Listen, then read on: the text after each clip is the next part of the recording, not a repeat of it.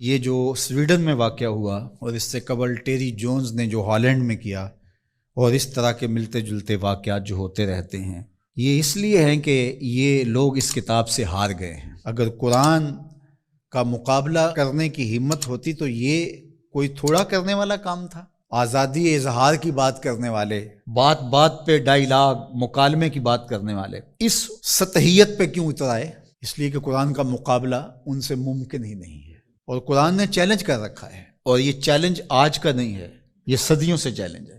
Challenge یہ نہیں کیا گیا کہ بڑی صورت لے کر آؤ، 3 آیات پر مشتمل ایک صورت ہی لے آؤ، نہیں لا سکے۔ تیرے سامنے یوں دبے لچے فصحا عرب کے بڑے بڑے، کوئی جانے کے منہ میں زبان نہیں بلکہ جسم میں جان نہیں۔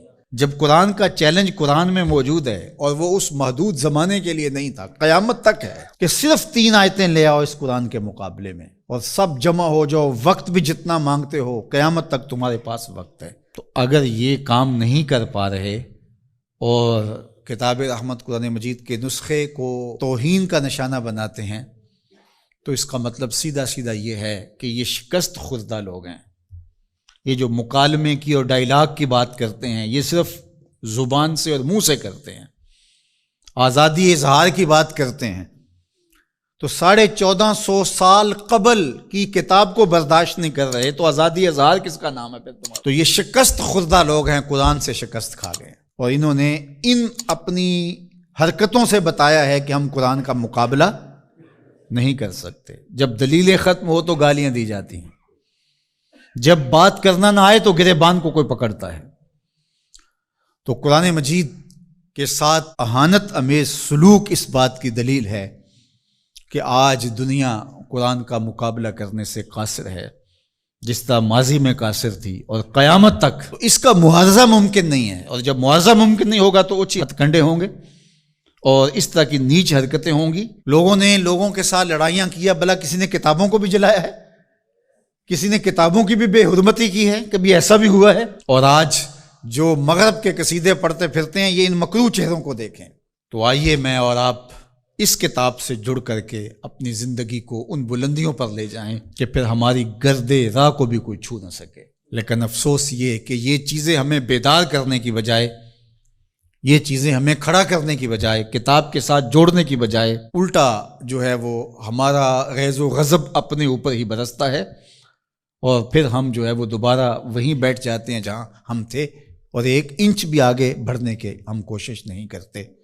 یہ واقعات امتوں کو کھڑا کر دیتے ہیں۔ آپ تاریخ پڑھیں، چھوٹے چھوٹے واقعات سے قومیں کھڑی ہو جاتی ہیں، لیکن قوم ہو تو کھڑی ہوگی نا، اور جب قوم ہی نہیں ہوگی تو قیامت بھی ٹوٹ جائے تو کوئی فرق نہیں پڑتا۔ اقبال نے کہا تھا، جس سے تعمیر ہو آدم کی یہ وہ گل ہی نہیں۔ اس مٹی سے پھر کچھ بھی نہیں بنے گا، یہ مٹی کی مٹی رہے گی، تودا رہے گا ریت کا، کچھ بھی نہیں بنے گا۔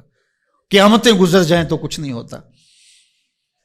تو یہ چیزیں امت کو کھڑی کر دیں، اور کتاب رحمت کے ساتھ ہم جو ہے وہ جڑ جائیں، اور اس طرح جڑیں کہ ہمارا اوڑھنا بچھونا اس کتاب کی تعلیمات کے نتیجے میں ہو، اور پھر دیکھنا کہ دنیا تسخیر کرنے کا راستہ یہیں سے نکلے گا۔ اللہ جل شانہ ہمیں ہمت عطا فرمائے۔ اگرچہ ہمارا دل بہت دکھا ہے اس معاملے کے اندر، اور اس وقت پے در پے ایسے واقعات ہوتے ہیں کہ ہمارا دل زخمی ہوتا ہے، لیکن ہم اس کا کیا کر سکتے ہیں جب تک ہمارے پاس قوت نہیں ہوگی، شوکت اور حشمت نہیں ہوگی۔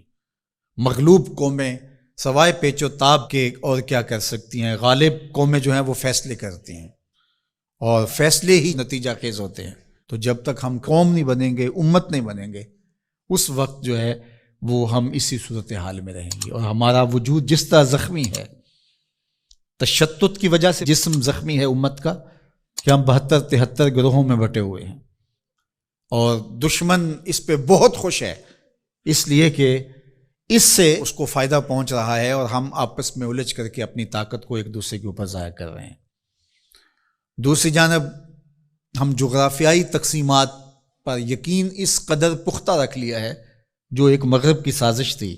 جب سلطنت عثمانیہ ٹوٹی تھی، عرب ممالک کو ٹکڑیوں میں بانٹ دیا گیا، اور باقی ممالک کو، جو ایک وحدت تھی امت کی، اس کو تقسیم کر دیا گیا، اور یورپ یونین 27 ممالک کے اوپر خلافت سے تصور دے کے دوبارہ جڑ جاتے ہیں۔ وہ بکھرے ہوئے جڑ کر کے اپنا مشترکہ دفاع، مشترکہ کرنسی اور یہ ساری چیزیں بنا کے تو وہ باقاعدہ 27 ملک جڑ جاتے ہیں، 50 ریاستیں امریکہ کی ہیں جو جڑی ہوئی ہے اور ایک وحدت ہے۔ تو امت مسلمہ کو ٹکڑے ٹکڑے کر دیا۔ اور آج دیکھیے کہ ان ملکوں کی باہم لڑائی سے شام کا کیا حال ہو رہا ہے اور یمن کا کیا حال ہو رہا ہے۔ بلکتے ہوئے یتیموں کے آنسو پوچھنے والا کوئی نہیں ہے، سب کو اپنے مفادات سے غرض ہے۔ اور یہ امت اس وقت جس طرح زخم خوردہ ہے اور جس اذیت میں مبتلا ہے، کیا کہا جائے اور کیا بولا جائے۔ ہمارا دیش تو اسلام تھا، چاہے کسی بھی خطے میں رہنے والے ہوں، کسی بھی گوشے کے بسنے والے ہوں، لیکن ہماری شناخت علاقے بن گئے، جغرافیہ بن گیا، جبکہ ہماری شناخت علاقے اور جغرافیہ نہیں تھا، ہماری شناخت دین تھا۔ ہم سب سے پہلے مسلمان تھے۔